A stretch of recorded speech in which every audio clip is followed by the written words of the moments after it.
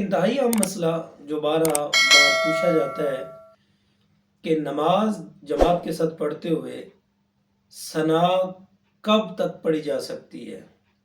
جواب عرض یہ ہے کہ فقہ حنفی کا موقف یہ ہے کہ جب تک امام قرات شروع نہ کر لے اس وقت تک ثنا پڑھنے کی گنجائش موجود ہے۔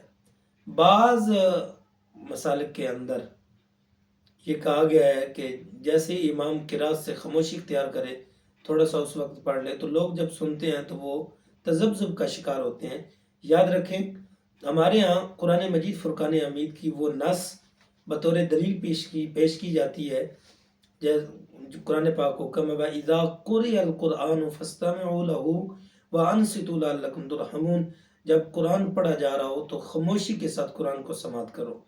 تو ثنا کا درجہ جو ہے ایک تو ہے وہ سنت کا، اور دوسرا اس کا محل جو ہے وہ سورہ فاتحہ سے پہلے ہے۔